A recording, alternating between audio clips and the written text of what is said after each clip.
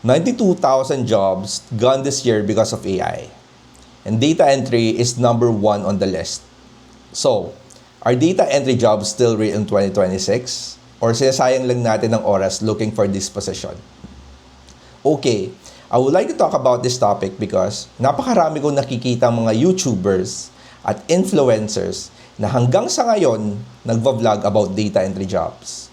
At for me, medyo naiinis kasi people are still promoting this position kahit alam nila na sobrang wala na or kung meron man, sobrang daming competition sa mga typing jobs or data entry related jobs. Kadalasan, lalagyan pa nila ng legit data entry jobs. Alam naman natin na wala naman na talagang data entry jobs or some call it typing jobs na available online, and kung meron man, mahigit kumulang 200 plus applicants ang nag-a-apply for those positions.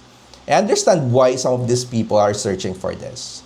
Over 120,000 people every month are searching data entry jobs work from home in YouTube. That's not a small number. That's a big, huge amount of people searching. No, yung mga kapwa natin, mga Pilipino, kapwa natin, mga moms, mga OFWs, na gusto nang umuwi, are looking for the same thing, an easy entry point, no, to start earning from home. And I get it. Data entry sounds perfect for beginners. No experience needed, no phone calls, just typing and organizing data. Kumbaga, parang simple-simple niya, di ba? Pwede mo gawin kahit nasa bahay lang, kahit walang degree. Hindi ka mag-analyze kasi data entry nga lang eh. Di ba? Kaya nga gusto ng tao, puro ganun lang gusto nilang work. Data entry for starters. Pero here's the truth that nobody wants to say out loud. Most of the data entry job postings you see online are not real jobs. They are what we call bait laid out by scammers. And that's not my opinion. That's literally the top comment on Reddit when people ask about data entry jobs. They said, they are bait laid out by scammers. It's not a real job. So let me break down these three hard realities about data entry jobs. Reality number one, most of the postings are scams or disguised customer service roles. Kasi ba, if you see a listing na data entry, earn $500 per day, no experience needed, that's not a data entry job. That's either a scam, asking you to pay a registration fee, or it's actually a customer service role na sinasabi lang na data entry para mas marami mag-apply. At may mga red flags pa yan. They ask you to pay before starting.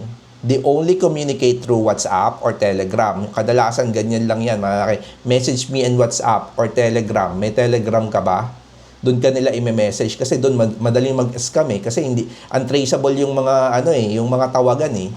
They promise unrealistic income, no? They ask for your bank details for verification. So if any of this happen, you have to run. That's not a job. That's a scam. Reality number two, and this is the most uncomfortable one.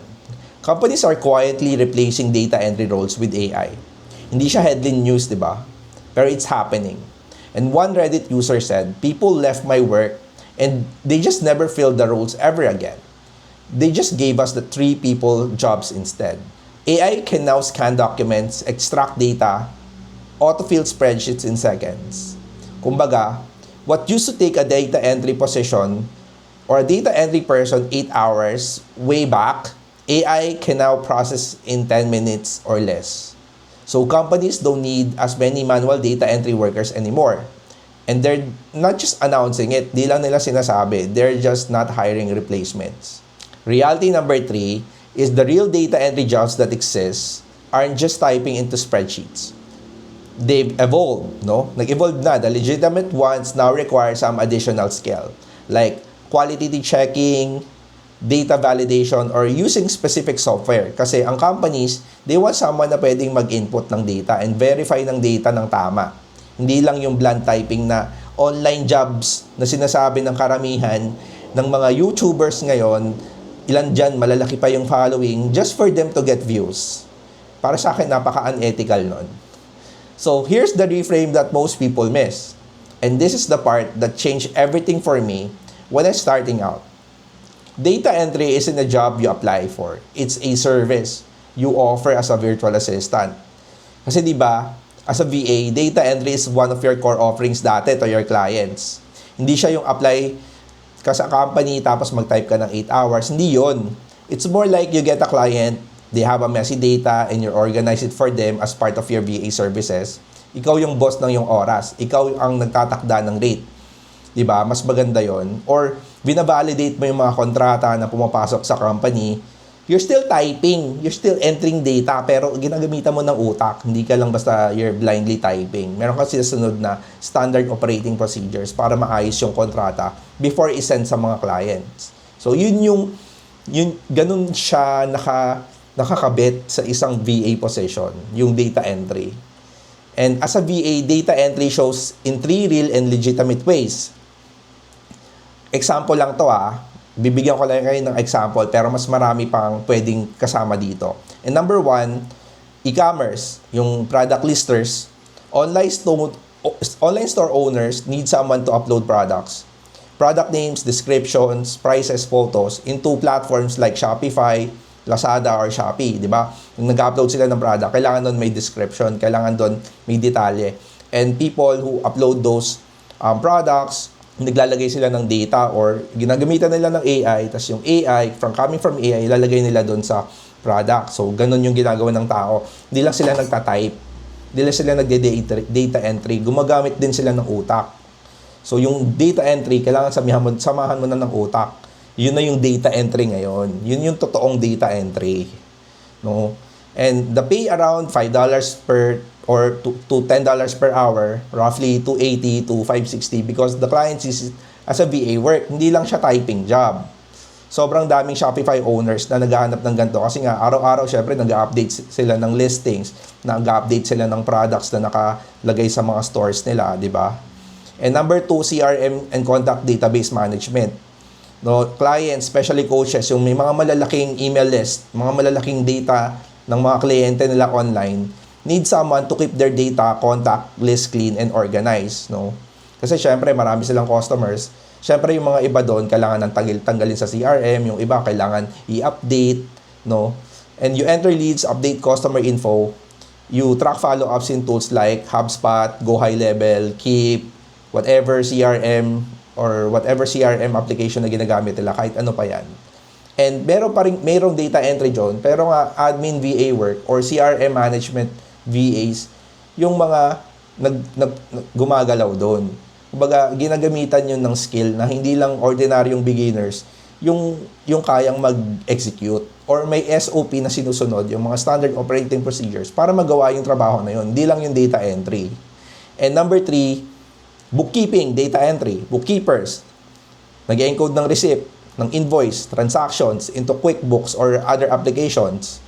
And clients pay almost 50 to 100,000 just to do this data entry daw na work. Pero hindi yan data entry. Yung mga bookkeepers, meron yang skill na marunong yan debit, credit, marunong mag-balance, meron silang alam sa ginagawa nila. Hindi lang basta marunong lang sila mag-enter ng mga resibo, mga invoices. Nag-uiisip din sila. Baga, yung VA, yung bookkeepers, may mga utak yan na ginagamit. Habang ginagamit nila, yung skill nila na data entry, magkasama yon. Hindi lang nang tatype, hindi lang may PDF dyan, tapos i-re-retype mo. Kasi hindi na, yung mga ganun, wala na yung mga ganung gawa. Kasi may AI na nga Diba? So yun, data entry work is real and it does exist pa. Pero, the right question is not where to apply for a data entry job. Hindi dapat ikaw maghanap ng data entry job. It's what kind of VA services can I offer that include data entry? Kung gusto mo talaga yung position na yon, di ba? Kasi sa akin din, nagde-data entry din ako, pero I use it in my YouTube management, di ba? Pag naglalagay ng description sa YouTube, may data ako nilalagay, may description ako nilalagay sa YouTube, di ba? Pag nag-upload ako ng video. So, ginagamit ko rin yung data entry in another way. Yeah, and by the way guys, sa mga hindi nakakakilala sa akin, ako nga pala si Chad Godoy, and I have thousands of VAs find real work online as a virtual assistant. And if this video is helping you, please like and subscribe kasi I'm making more content about this very much topics. And please, kung may comment kayo, huwag kang mahiya. Kung may tanong kayo, lagi ko pinitignan yung YouTube comment section. So, Please, if you have questions, I can answer it. Alright, balik tayo. So, here's what I need to be real honest with you guys. And this might sting a little pero kailangan ko sabihin to because I care about people who are being misled by so many people just for the sake of money or for the sake of views. Pure data entry, yung tipong magta-type ka lang ng data sa spreadsheet, is shrinking. Hindi siya completely dead, but the demand is going down because AI can do a lot of it now. And this isn't just my opinion. 92,000 tech jobs disappeared in 2026 alone. AI spending by companies hit $700 billion. They're investing in replacing manual work, di ba? Pero here's the thing, and this is the part that most people miss. AI doesn't eliminate the work. It eliminates the tasks. There's still data that needs to be organized, verified, and managed kasi AI can process data fast pero it still make mistakes or it needs direction, no? AI can help you find something, but you need to put what you want to find. 'Di ba? Hindi niya hahanapin yun para sa hindi niya alam kung ano yung hahanapin niya. Magaling siya maghanap, magaling siya mag-validate ng data, gumawa ng spreadsheets, gumawa ng report. Pero kailangan niya pa rin ng tao na magsasabi sa kanya ano yung gagawin niya. Hindi niya alam yung gagawin niya eh. Parang it runs on data eh. Yung AI kasi it runs on data, it runs on probabilities because kasi 'di ba tinatawag nga siyang LLM.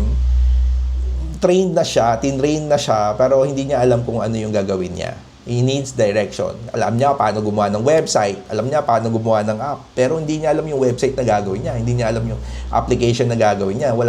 Walang use cases. It's a tool, kumbaga. Kaya kasama mo yan, katrabaho, parang katrabaho mo siya. So, yeah, and here's what I suggest. Instead of competing with AI for pure data entry, learn to work with AI as a VA. Kasi if you can use AI tools to process data 10 times faster than a regular manual data entry worker, and you can verify the result, that makes you more valuable to clients, not less. Kumbaga, hindi ikaw yung palaging naghihintay ano yung iuutos sa'yo. Ikaw yung gumagawa ng paraan para mas mapabilis at mas maayos sa mga bagay-bagay na to. And that's exactly what I'm going to show you in my next video on how VAs can use AI skills specifically to earn more instead of less. Hindi ito about replacing your career. It's about upgrading it, di ba? So, stay tuned for that. So, yun lang guys. To answer the question, are data entry work from home still real in 2026? Yes, pero they're not what most people think. The scammy job postings, fake, the earn from $100 per day listings, run data entry, do data entry, pure data entry work, are not very much alive. No? Wala nang katotohanan doon. The real data entry ay kinakailangan ng utak. Kinakailangan ng people na mag-a-analyze, kinakailangan nila ng people na magsasabi sa kanila ng direction like e-commerce, CRM, bookkeepers, YouTube managers, project managers. Those are the real VA jobs na meron talaga. Yung data entry, ubos na yon, paubos na yon, konti na lang. So yun guys, so salamat po, at if you see a value in this video, don't forget to like this video and subscribe to my channel for more information about VAs, freelancing, or anything about na maisipan nating i-vlog. So thank you for watching and have a nice day. See you in my next video.